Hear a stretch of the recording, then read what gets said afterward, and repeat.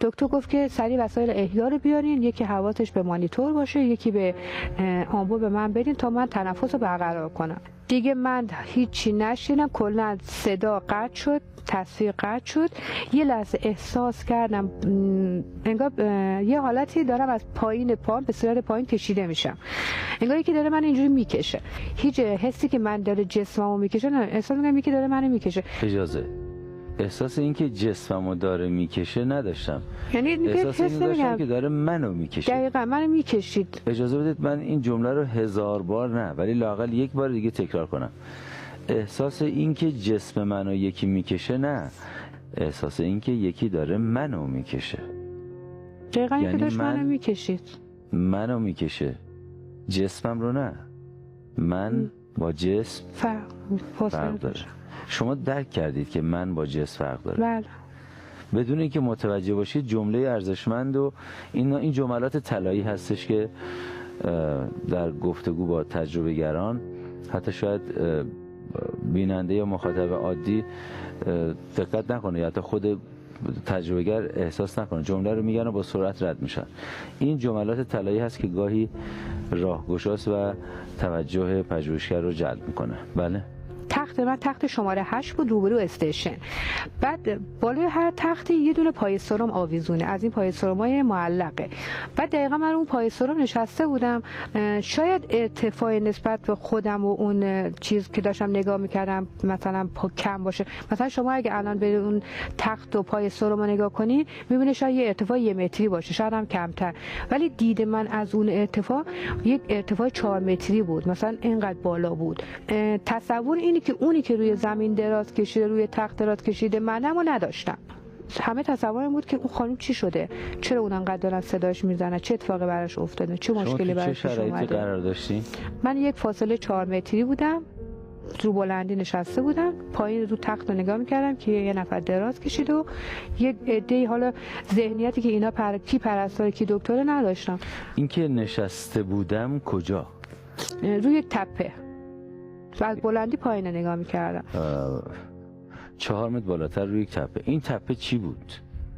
چیز خاصی نبود، حتی من مثلا این طرفو هیچ احساس یه جایی مثل تپه. آره دقیقاً. تعجب. چرا تعجب برای این بود که من الان این بالا چیکار میکنم، اون خانمی که اون پایینه دارن چیکار میکنن، چی شده؟ یادتون بود که اون پایین بودین؟ نه، زمانی که از اون بالا نگاه میکردم نه. تو اون لحظه که بالا نشسته بودم این خانم راشد، اون موقع دیگه هیچ ذهنیتی که این خانم راشده من نداشتم. یه خانم لباس کرم رنگ بودن که همچنان که خیلی بیقرار بودن و خودشونو گریه میکردن و خودشونو میزدن، از اورژانس خارج شدن.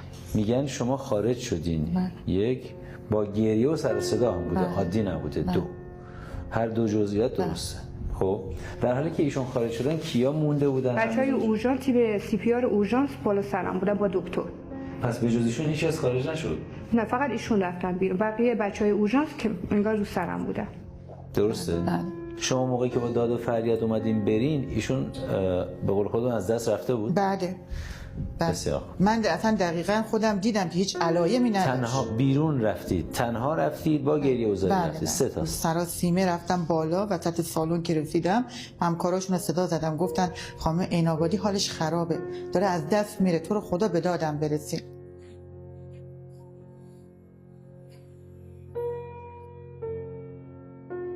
وحید فردی هستم، نزدیک 13 سال سابقه آی‌سی‌یو دارم. الان توی آی‌سی‌یو داخلی بیمارستان امام رضا مشغول به خدمت هستم و در خدمت شما هستم. همکار شما خانم عین‌آبادی در اون روز اتفاقی که برشون افتاده بوده مشاهداتی در اون سانحه داشتن؟ این مشاهدات رو میخوان بگن خدمت شما. میگن من از بدنم خارج شدم، رفتم در فضای اتاق بالای چی گفتید؟ پای سرم شناور قرار گرفتم توی اتاق و شروع کردم به مشاهده. تا الان به شما گفته بودن اینو؟ نه. تمام. حالا بفرمایید از اینجا به بعد ایشون میگن من مشاهداتم از اون بالا چی بوده؟ بشنوید و ببینید که آیا درسته یا نه، رد میکنید یا تایید میکنید. آقای فردی اون شبی که من این حادثه برام اتفاق افتاد، اگه خاطرتون باشه خانم راشد با عجله اومدن بالا که برای شما گفتن که خانم اینابادی حالشون بد شده و نیاز به کمک داره که شما تشریف آوردین با همکارا پایین.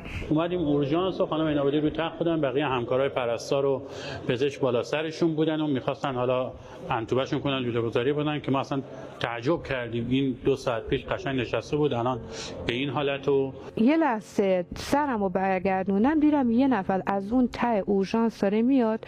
خانم راشد با آقای فردی، با خانم بیدل، با خانم گزمه بودن و فکر کنم خانم قابل یا خانم حیدری بودن. خانم راشد کنار واسطاده بود، فقط خیلی سراسیمه بود، داد میزد، گریه میکرد که چی شد، چرا اینجوری شد، چرا کاری نمیکنی، چرا مثلا اقدامی انجام نمیدین. آقای فردی شما این حرفا رو میزدید دیگه. خانم راشد کنار واسطاده بودن که دیگه آقای فردی اومدن بالا سر. شما کنار وایساده بودین، نه نمی‌اومدین جلو کمک کنین؟ نه، من همش استرس داشتم، همش یه حالت گریه بکنم اونجوری به اشکام میریخت، ولی مثلا یه جوری حال بدی داشتم، نمیتونستم. مکان ایستادن شما رو هم دارن درست میگن. شما جدا ایستادید. آره جدا وایساده بودم، نمیتونستم بیام جلو. اینم تایید آره نمیتونستم واقعا جلو وایسم نگاه کنم. من میخوام ذهنها رو به داوری بطلبم. اگر بنا باشه توهم باشه اینا کار مغز باشه یا بخواد بسازه، مغز و حافظه به طور طبیعی میگه که خب جاریه. مغز میگه که مجسم کن که اینم بیشتر از همه میاد جلو، کار میکنه، تلاش. غیر عادی ترین حالت اینه که جاریه بره واسه اون دور و به جای اینکه همکارا دیدم اومدن اصلا خودم شوکه شده بودم، حالت شوکه کنار، کاری نمیکردم، بچه‌ها کاری نمیکنه واسه کنار. نه یعنی ضد تصوری که مغز میتونه بسازه داره گزارش میکنه و بازم تایید میکنن و بعد انگیزه میگن که چرا اینجوری بودم، چون من شوکه شده بودم. و اینم 6 مورد. اولین کاری که آقای فردی کردن که دکتر داشتن که منو می‌خواستن انتوبه کنن، یکم فکر کنم نتونستن یا سخت می‌خواستن انتوبه بشم یا انتوباسیون یکم طولانی تر شد. آقای فردی اصرار داشتن که انتوبه نکنی، بیمار رو صبر کنی شاید برگرده. الان این که گفتن تایید می‌کنی؟ بله. بسیار خوب. این که تایید می‌کنید، من می‌خوام به بیام سمت اونایی که شک دارن به حقیقت این موضوع. میتونید بگید که خب در بعضی از موارد هست که فرد در حالی که بیهوشه یا کما یا هر چی هست گوشش میشنوه. بعضی اینو میگن. بسیار خوب. شما الان باید طوری ازشون پرسجو کنید ببینید چیزایی که دارن میگن بر اساس شنیده هاشونه یا دیده هاشونه. یعنی اینکه شما به پزشک اینو گفته باشید ممکنه گوشاش کار میکرده، بله این امکان وجود داره. اما باید بگید خب من کجا بودم، ما چند نفر بودیم، من کدوم ور تخت بودم. اینا دیگه مشاهداتیه. آیا تایید میکنید در اون زمان چشم ایشون بسته بود؟ بله. بسیار خوب. تایید میکنید که نمیتونستن دیده باشن؟ اصلا نمیتونست. اگر گزاره های دیداری به شما ارائه کنن قبول دیگه؟ آقای فردی اومدن بالا سر من واسطادن که گفتن که دکتر مریض رو انتوبه نکنین. بعد دکترم اصرار داشت که نه مریض باید انتوبه بشه. بعد خانم قابل با آقای فردی فکر کنم بالای سرم واسطاده بودن اگه اشتباه نکرده باشم.